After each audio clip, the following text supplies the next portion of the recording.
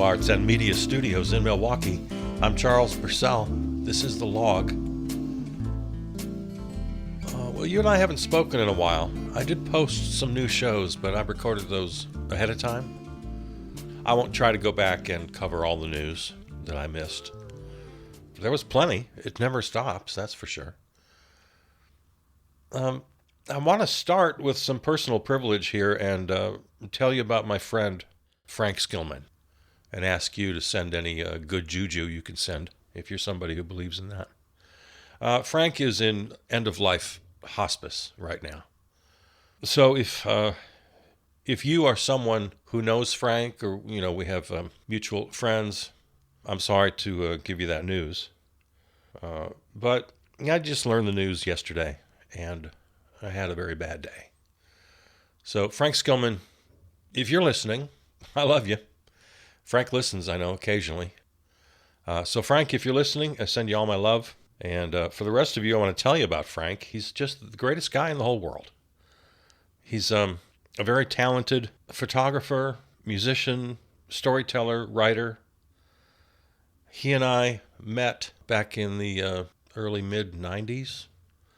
I was a student at San Francisco State University. He was a friend of a friend. And Frank and I and 3 or 4 other people started kind of an improv conceptual art group. It was all very San Francisco, and it was fantastic. So that was a really good time. And Frank and I got together that way. And then as what happens with groups, members sort of peel away and drop off. And after just a short time, it was Frank and I were the last 2 standing. So we thought, well, how should we continue? And the first thing we did was something we called micro-broadcasting. And this is, okay, again, this is 1992 or 3, something like that. And the internet was not something that we all had. It wasn't in common use. We were still using primitive tools in every respect as far as recording and broadcasting. So this micro broadcasting we did, we just daisy-chained a few conference calls together. That was, that was like the latest technology. You could get 3 people on one phone call.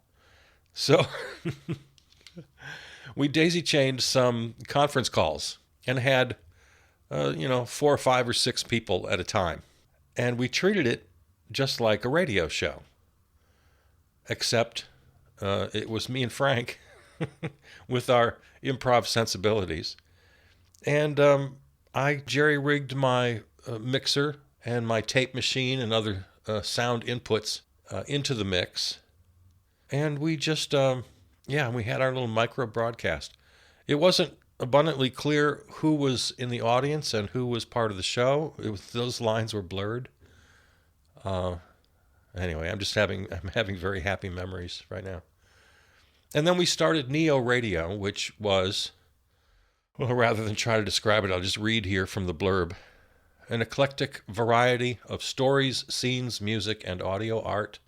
That was by myself and Frank, and a stable of independent artists and home tapers, as they call themselves. Remember that? You know that term? Home taper? The series aired from 1994 to 1998 on KPFA Berkeley and the Pacifica Network. So that was a fantastic experience, and I invite you to listen in tribute to my good friend Frank, who's going through it right now. Just go to the website that I tell you every week, charlesburcell.com, spelled just like it sounds, Charles, Bursell.com. And then right on the front page there, you're going to see a pull-down menu. It's going to say podcasts. Click on that, go to Neo Radio, and it's all there. And I invite you to listen. Just start from the beginning and see how you like it. Frank and I worked on that together for a few years. His most memorable contributions are a running series he called The Malords, which was hilarious. What else? Oh, of course, the continuing adventures of Frank the Courier. And he just had a beautiful, weird sensibility about him. And we kept in touch over the years. I wound up moving back to Wisconsin. We did a little bit of work together. We did some improv over the phone with some of our mutual friends out there. But the most important thing to say about Frank is just he's the greatest guy in the world. Not only talented, but just real humble about it. Very committed to the arts. He was a visual artist as well. I don't know if I mentioned that. In addition to being a photographer, musician, songwriter, and again, produced and recorded these audio art bits that we did together. And just the nicest guy. Always an even temperament. A great collaborator, great person to work with, just a great person to know. He just puts his best foot forward every single day, every minute of every day. He's a creator. He creates. And everything he creates, everything he puts into the world, makes the world better and more interesting and a little weird. And I love the guy so much. So, anyway, like I said, send your best juju to Frank Skillman today. A great man. All right. Well, let's talk about our current condition here. There's a certain pattern that just continues. Almost on a daily basis, there's something more outrageous.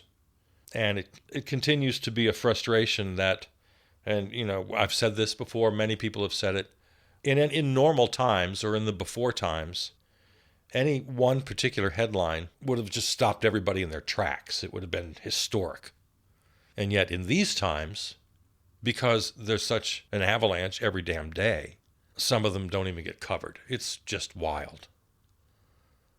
The one thing I'd like to say as I don't know, I guess as a way of reminder, the Orange Menace is not really that hard to understand. It's just all vanity, vengeance, and greed. Those are his three motivators. Everything he does, everything he says, is either in service to his own vanity, to his own vengeance, or to his own greed. I mean, there's no other rhyme or reason to things he does. He doesn't have an ideology. To the extent he knows anything, it's how to advance those three defining characteristics: vanity, vengeance, and greed. And everybody in the media, everybody in the public, all the, the Democrats, everybody keeps giving him way too much credit, just in the way they talk about him. It's really not that complicated.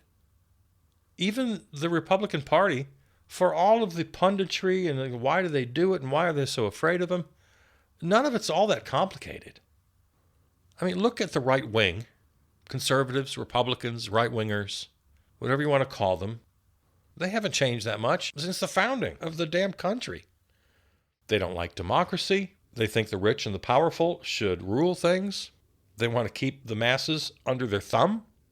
They don't want the masses well educated, even well taken care of. They want them living hand to mouth because that gives the haves power over the have-nots. This has been the same from the very beginning. They find different methods to do it, and they come up with different jargon. Every generation has their own terms. The people I'm talking about have always been bigots and racists from the very beginning, and they still are. So there's nothing that new about it. I guess it feels different, and it is different because they're having so much damn success. They're doing a lot of damage.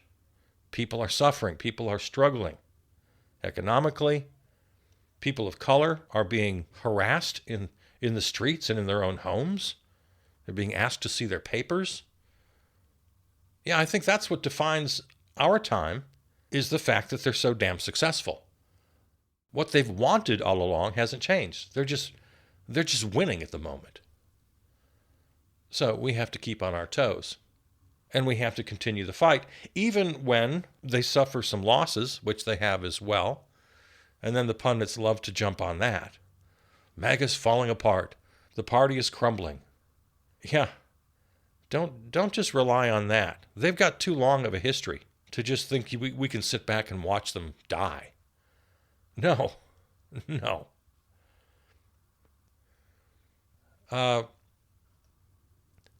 Oh, here's something that happened while you and I were apart. We found out that MAGA isn't real. Sometime early last week, I forget exactly when it was, X, Elon Musk's X, unveiled a new feature which revealed the location of users' accounts. And we found out through that feature that about 70% of the largest pro-MAGA accounts were based in Eastern Europe, in Russia, in Africa, and China. So once that was revealed, then Musk immediately killed that feature just within a couple of hours. But I think you and I have talked about this before, that the actual numbers of MAGA is just tiny compared to the power they wield. So then it gets back to, again, this sort of real cliche. It's a emperor has no clothes kind of thing. Yes, they're wielding real actual power, but the source of that power literally doesn't exist. It's a very tiny number of very odd and evil people. And they have somehow found themselves behind the curtain at the controls of the Wizard of Oz. They found a way to do it. And we've got to get them out of there. But this is confirmation. Not real, never real. They're bots. Everything's a game. Everything's a show. It's just like the Tea Party. The Tea Party was never real. The Tea Party was not a grassroots movement, despite what you saw on Fox News. Hundreds of people all gathered together in their funny tri-cornered hats and tea bags hanging off them and holding up signs calling Obama Hitler. And yeah, these are just a bunch of rubes. The Tea Party itself was billionaire-funded AstroTurf. Koch brothers, etc. Charlie Kirk's Turning Point USA, not real. His co-founder was Bill Montgomery. Put up all the money, billionaire. All these so-called grassroots or people's movements on the right, not a one of them. So now we find out, which we should have known all along, MAGA is just another example. Billionaire-funded, foreign-funded AstroTurf. Those of you who fall for this stuff, you've all been had over and over and over again. I know it's hard to admit when you've been boondoggled, but you have. And this is just further proof. It's quite a coalition, though, isn't it? It's quite a coalition. The billionaires, the racists. The regime has announced it's ending protected status for over 350,000 Haitians, just because we're a white Christian nation, according to them, and that's all we're going to be. They don't hide it, they just say it right damn out loud. You can find 100 examples. The shooting of the National Guard troops, the two troops, one sadly who died, the other still in critical condition. I'm not sure what his fate is right now. Using that as an excuse. Using that as a Reichstag moment. Who was it? Maybe Steve Schmidt? One of these guys called it a floating Reichstag moment. They keep using excuse after excuse to pull their crap. You remember the whole reason that the National Guard were deployed in Washington, D.C., right? Because little big balls of Musk's Dodgy family, the Dodgy boys, little big balls was beat up by some teenage girls and left bloodied. And that was Stephen Miller's excuse, and the Orange Puppet announces it and makes the order to bring in hundreds of troops from the National Guard into Washington, D.C. to stand around as targets. So they never should have been there in the first place. And so then this poor schmuck comes up and shoots a couple of them, and then he uses that as an excuse. He's doubling down here to stop all what he calls third world immigration. However he defines third world, and we know what that is, people of color. All asylum claims are on hold. It's just straight up racist. Also, just for good measure, usurping Congress, because he loves that so much. Stephen Miller and Russell Vogt love making Congress powerless. All these changes to immigration law, the president has no power to do that. By the way, I ran some numbers. Operation Allies Welcome and Enduring Welcome, these are programs that admitted over 190,000 Afghans total since August of 2021. And many of these people, many of them, their life wasn't worth a nickel in Afghanistan because they helped American troops, including this guy. All right, so 1 out of 190,000 is 0.000526%. Approximately 200,000 individuals are currently incarcerated in the U.S. for homicide-related offenses. That represents about 0.058% of the U.S. population. Now, I'm giving you these numbers because when you do the maths on this, it means that a U.S. citizen is approximately 110 times more likely to commit homicide than an Afghan admitted under the programs, Operation Allies Welcome and Enduring Welcome. 110 times more likely.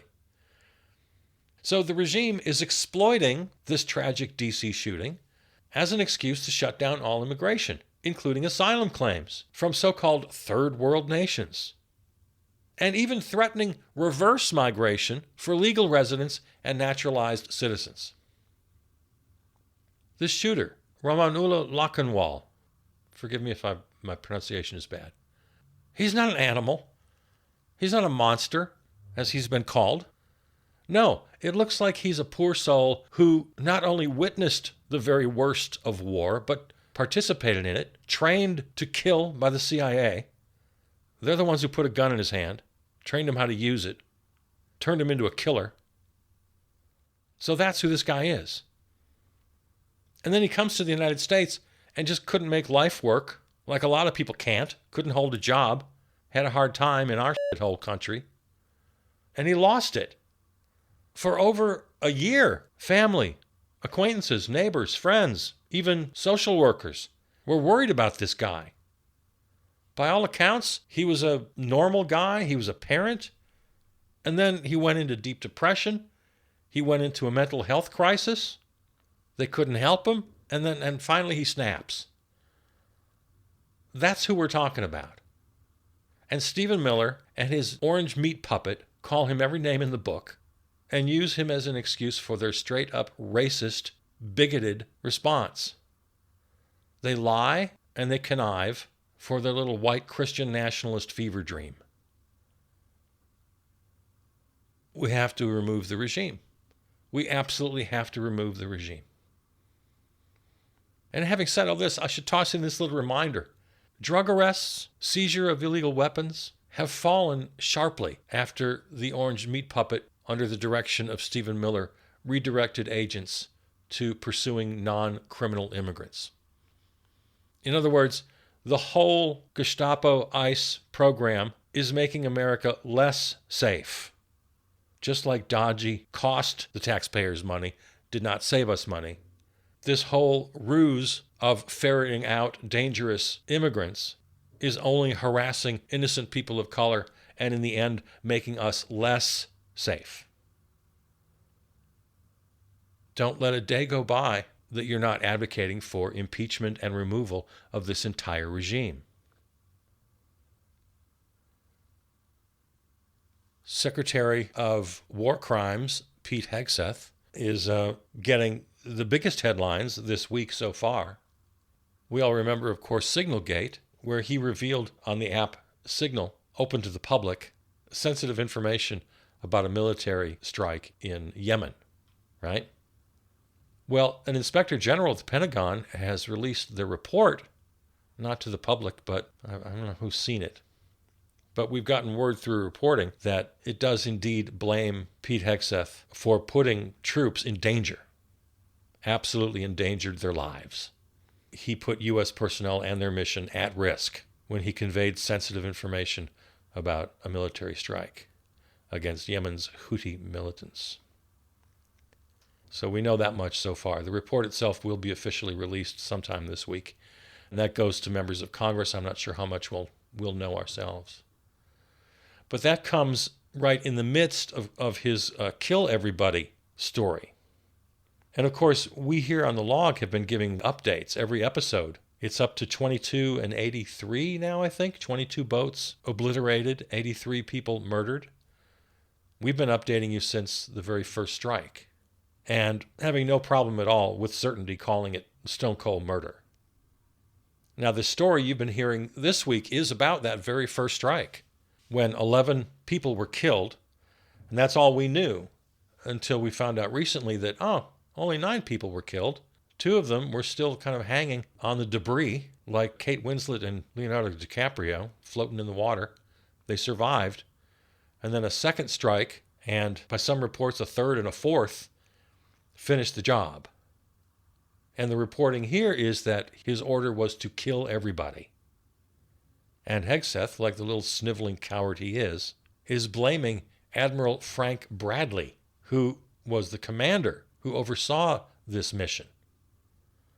So what it looks like, nobody knows for sure, but what it looks like is the kill everybody order came with the initial order, and then when the 2 survivors were found in the water, by that time it looks like Hegseth was off making a little social media post probably, or putting on some makeup, or doing his hair. And that Admiral Bradley made the decision for the second or maybe third or fourth strike to kill the survivors, based on the original kill everybody order. So that's what it looks like. We don't really know because people lie. But either way it happened, it's murder.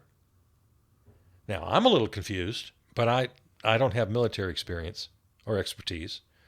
I'm a little confused why everybody's calling it a war crime when there's no war. You can't just call something a war.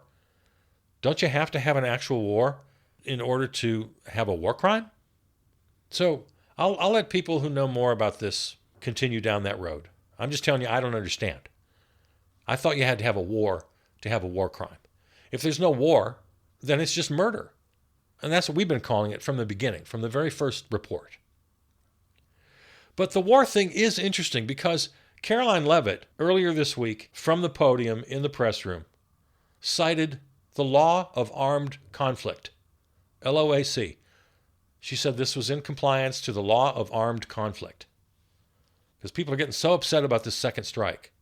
I don't see how the second, well, I guess it is even worse than the first strike, but pardon the pun, they're in the same boat. So she cited this law of armed conflict. Well, it takes you about 3.5 seconds to pull up the law of armed conflict on your screen, and you can read it for yourself. These are international laws governing, establishing foundational principles of war, including military necessity, which justifies actions to achieve legitimate military goals. Does it allow deadly strikes on unarmed civilians? No. It expressly prohibits such strikes. Under international law, you can't strike civilians. Well, what about if these civilians are criminals? Nope. The LOAC does not allow deadly strikes on suspected criminals who pose no imminent threat. These guys are a couple thousand miles away from the U.S. shoreline in small boats. No indication, no proof, no intelligence, no evidence shared with anybody that they were even armed or that they had drugs at all. We don't know. There's one family in Colombia suing the United States because we killed their fisherman husband and father. So no, the LOAC does not have any provisions for killing suspected criminals. And to take it one step further, it's expected, again, under international law, that if there are a couple of survivors floating in the water, you retrieve them. And I find it very interesting that a few strikes later, I don't remember which one it was, there were 2 survivors that were pulled out of the water and sent home.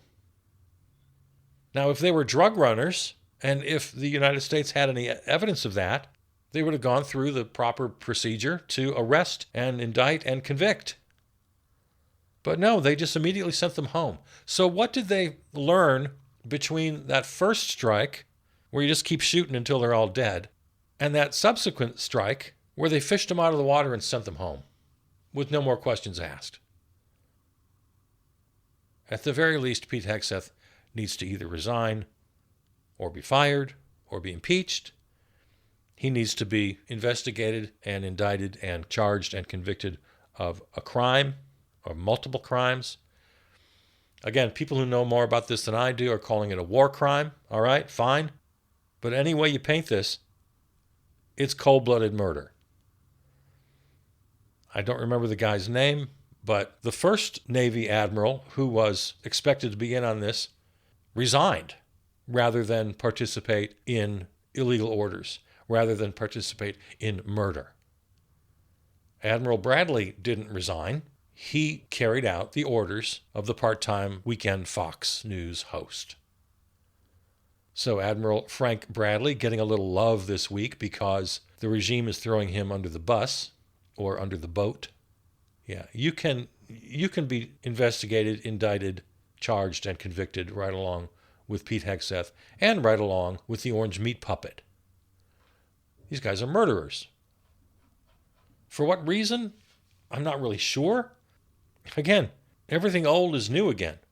Or put another way, there's nothing new under the sun. Shakespeare. Venezuela has enormous oil reserves, and a certain faction of the American power elite has always wanted to get their hands on it. This is all so familiar.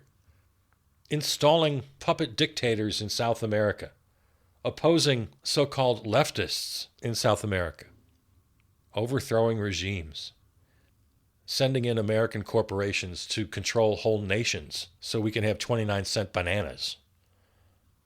This is old, tired stuff. Nothing new about this. He doesn't care about drugs. He just pardoned Juan Orlando Hernandez, former Honduran president, convicted and serving 45 years for trafficking 400 tons of cocaine into America. Gave him a pardon. He didn't care about drugs. No. He wants to be a tough guy. He wants to throw a bone to his billionaire buddies and donors and confederates in crime. Oh yeah, we'll get you some of that Venezuelan oil. Don't you worry. We have to remove the regime. We have to demagify, just like Germany had to denazify. It's the entire right-wing playbook as it's been pretty much for 250 years. It's the whole right-wing game of money, of power, a disdain for democracy, and nothing short of impeachment and removal will do. And then, of course, we have to force the opposition party to be a real opposition party, and that's what we can talk about next time. All right, just an effort here to catch up on a few thoughts, get us back into the swing of things. Please hear this episode and all others at the website, charlesburcell.com. I remind you again, while you're there, go to the pull-down menu for podcasts and find the Neo Radio series and give a listen to our early work and the work of the great Frank Skillman. So do that. Of course, you can find us on your favorite podcast platform. Follow on Substack and Blue Sky. Thanks to our flagship terrestrial station, River West Radio in Milwaukee. Peter Donalds wrote and performed our theme song. All right, I love you. I'll see you out there.